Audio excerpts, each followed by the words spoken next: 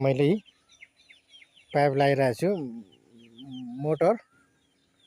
अब यो पानी ल हेर्नुहोस्, यो चाहिँ माछाको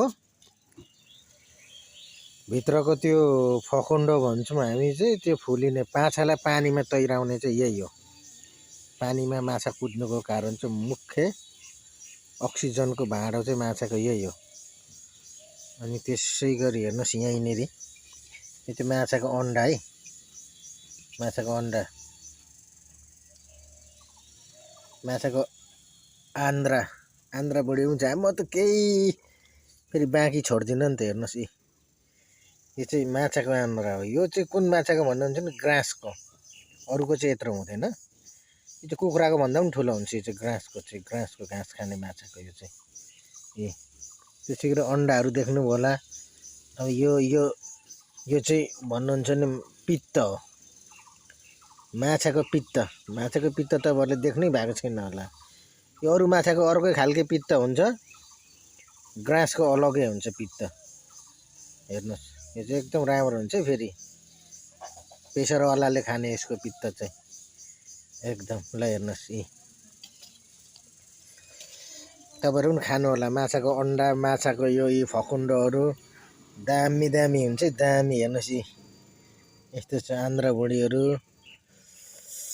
पित्तहरू, अन्डा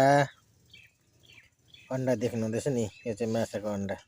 म त केही बाँकी राख्दिनँ, सब कत्ला पनि हानिदिँदै हो, त्यस्तो हो कि।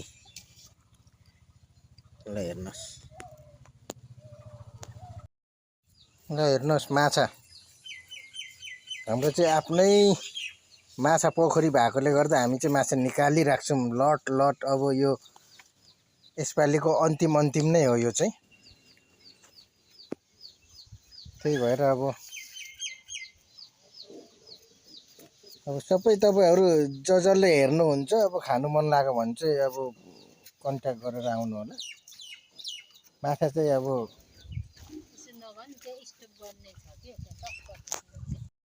यस्तो छ है, यस्तो राम्रो देखो है कछुवालाई।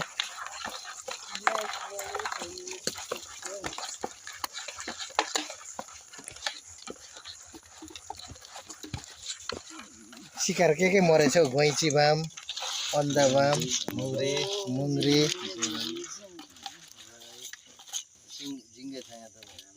टन्नै मरेछ हौ। आरी पनि कालो भएर के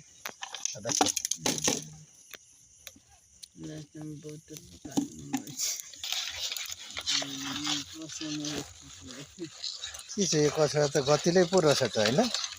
यसको लिलामी मोल कति अरे?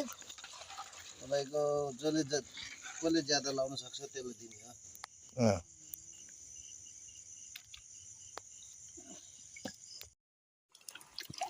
ल हेर्नुहोस्, आज हामीले मारेको माछा चाहिँ यस्तो छ है, एकदम स्पेसल माछा मरेको छ। ल हेर्नुहोस्, ल माछा हेर्नुहोस्।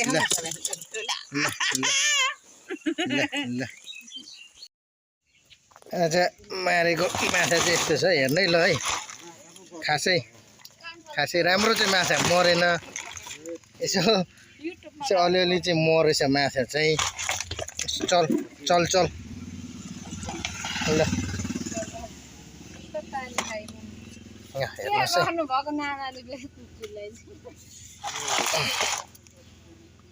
है, माछा खासै मरेन, अलिक राम्रो माछाहरू चाहिँ मरेन के। ल हेर्नु माछाहरू चाहिँ यस्तो छ है।